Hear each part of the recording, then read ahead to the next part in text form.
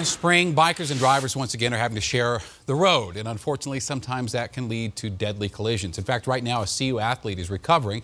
He was hit by a car while cycling. As Denver 7's Mark Boyle reports these car-bicycle collisions are just becoming too common. A 2009 law says that drivers have to give cyclists 3 feet worth of space. It's meant to keep cyclists from getting clipped on the side of the highway, which is exactly what happened to a CU student over the weekend. This is a very common sight around Colorado. Hundreds of cyclists hitting the roads. Many are very concerned for their own safety. It's one thing if a car's coming the other direction, but they won't even slide over a foot. And you feel like they're going to hit your elbow. Matt Miller is one of them. He witnessed firsthand the danger this past weekend. She's on the side of the road.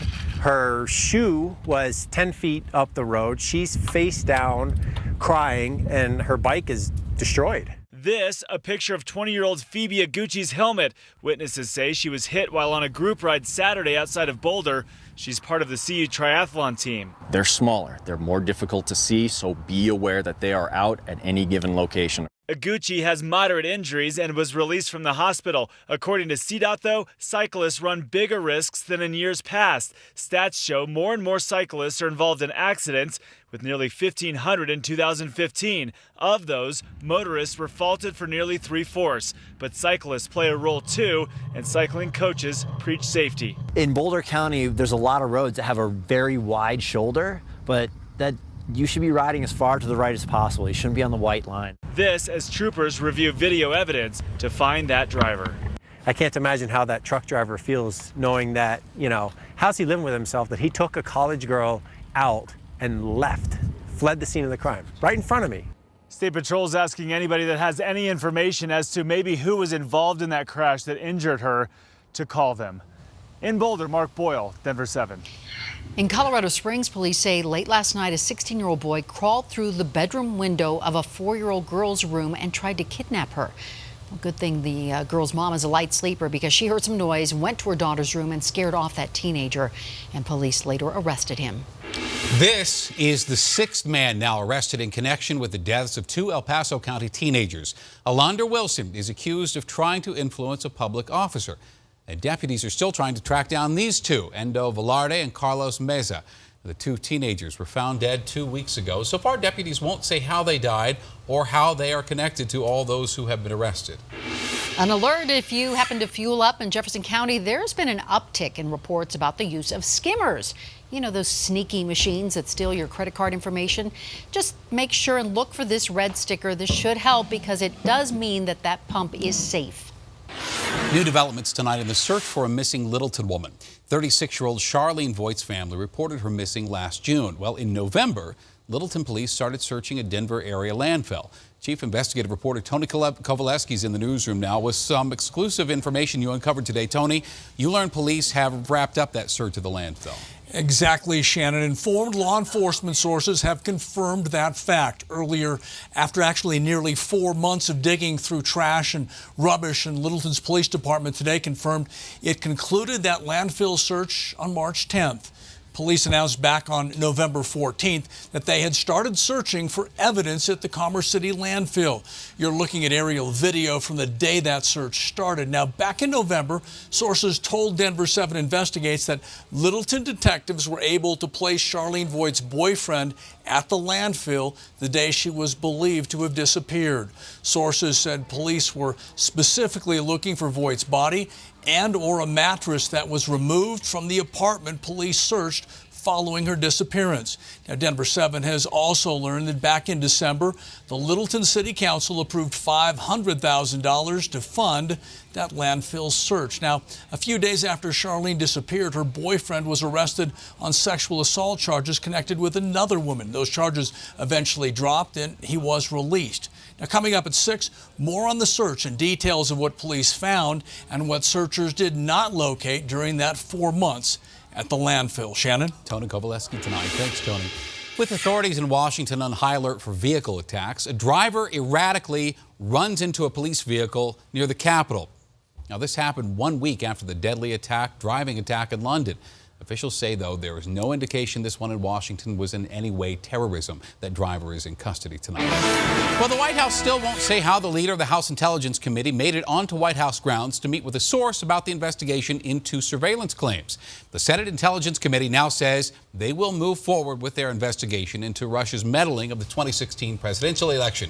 Now, despite calls to do so, the chairman of the committee, Devin Nunes, is not budging. He says he will not recuse himself from this investigation. And the Bridgegate scandal continues on. 2 people connected to the Port Authority were sentenced today, already say they plan to appeal. And one of them, Bill Baroni, was found guilty of closing lanes on the George Washington Bridge in 2013 for political retribution, then trying to cover it up. Governor Christie was never charged in that scandal. And Brexit is happening. Great Britain starts its exit from the European Union today with the delivery of the official letter signed by British Prime Minister Theresa May. The UK now has 2 years to unwind 4.5 decades of EU membership and work out its future relationship to the continent. 1,000 dog lovers are expected to protest Saturday over the Evergreen Dog Park closure. Now, the park is closing because people aren't picking up after their dogs. Now, Betsy Rich heads a nonprofit called Friends of Evergreen Dog Park, and she says they've tried to work with Jefferson County to keep it open. From parking to dog waste to it was going to be management, membership based, so that we could, if people weren't following the rules, we could kick them out. We had answers to every single one of their problems.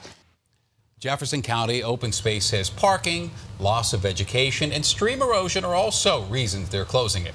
And they plan to reopen it eventually, but this time you'll be required to leash your dog. And you know, one of the things we love about Colorado, it's a healthy place. Of course, it also depends on your county because there's a new ranking out today. And one of the least healthy counties, Denver. Douglas, Broomfield, Boulder, Routt, and Eagle counties are the healthiest. Larimer County was number 9, Jefferson County 11. 2 more Front Range counties made the top 20. And then we have Adams at 36 and Denver County ranked 38. We're looking first at a ranking of how long you live and how well you live. And these counties are all doing very well there. But then we look at a second ranking that looks at the conditions that lead to how long you live and how well you live. If you'd like to see the full list, we have it for you on thedenverchannel.com. You know, a lot of responses and pushback following President Trump's decision to roll back EPA regulations. After the break, we sit down with Governor Hickenlooper for his thoughts on the sweeping executive order signed by President Trump. And later, this is going to make your day. This little girl gets such a wonderful surprise from her dad. He comes home early from deployment. And I'm meteorologist Stacey Donaldson. Temperatures expected in the 30s tonight. We have one storm gone, another one headed this way. I'll let you know how the rain and snow will affect your weekend coming up.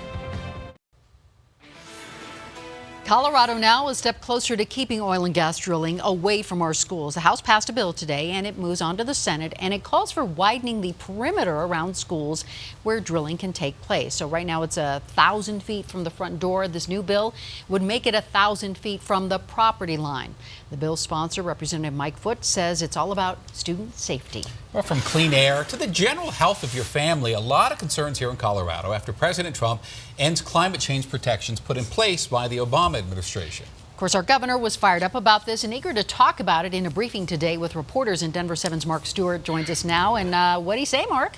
And in the words of the governor, clean air is a big part of what we are here in Colorado. And despite the move by the White House, he thinks the state is in a good position to keep our skies clean. He points out the presence of innovative power like wind, solar, and natural gas have reduced harmful carbon emissions in our state, really at no extra cost. And this is something our state will promote regardless of what the feds say or do. Yet there is one thing that worries him about this: dirty air coming from other states. Some of these other states are struggling, and it is, I think, unfortunate that there aren't more tools for them to continue to try and make their air cleaner. And the governor points out this is not just about the environment. There is an economic side, too. If coal plants are closed, he recognizes jobs can be lost. That's why he feels there should be perhaps an effort to locate wind and other alternative plants, those building facilities in other communities. I'm Mark Stewart, Denver 7. Regulations that were passed under the Obama administration meant to protect the privacy of Internet users now have been overturned. Each app opened. Every location where your phone pings can now be collected by cell and internet providers and sold to advertisers.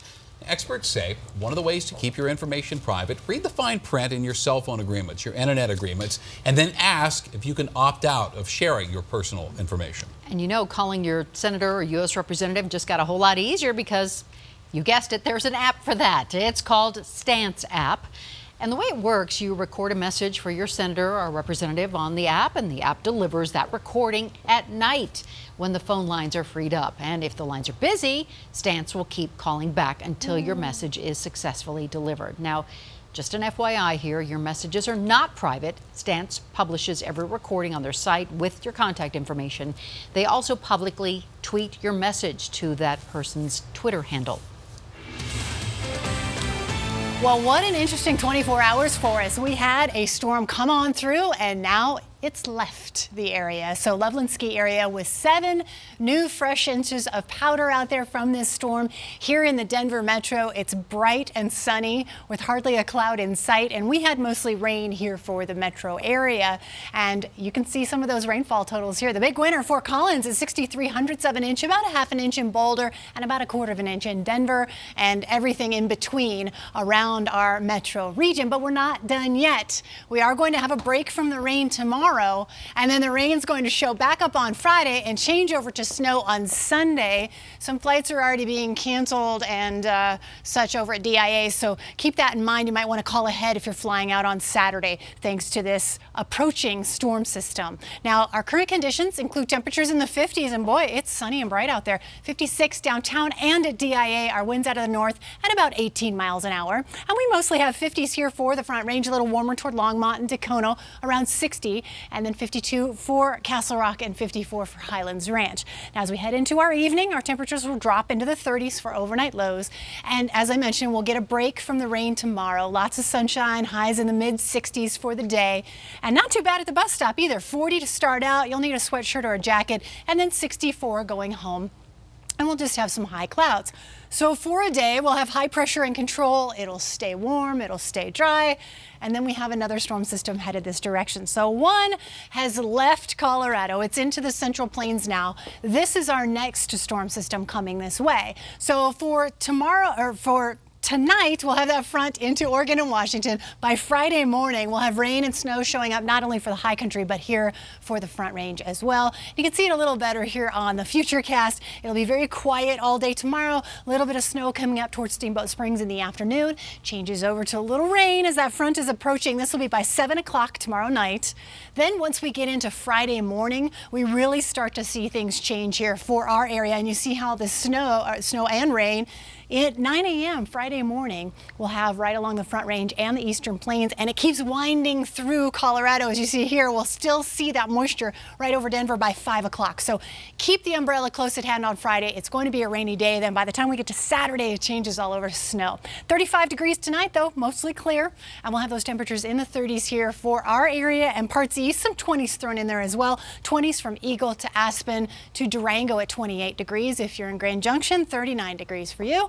And for us tomorrow here in Denver, 64, sunny and warmer, winds about 5 to 10 miles an hour. We'll also have a temperature that's a little warmer up here toward Fort Collins, 60s and 70s farther to the north. Temperatures in the low 60s here through our southern suburbs, but in the mountains, mostly 50s and 60s, 60s and 70s here for southeastern Colorado around Pueblo and Lamar. Now on the 7-day forecast, kind of a roller coaster ride here. We'll have 64 sunny conditions tomorrow, rain on Friday. It changes over to snow into Saturday with highs in the 40s. Should be a cool day with snow. Partly cloudy skies, though, on Sunday as that storm gets out of the way. Then on Monday,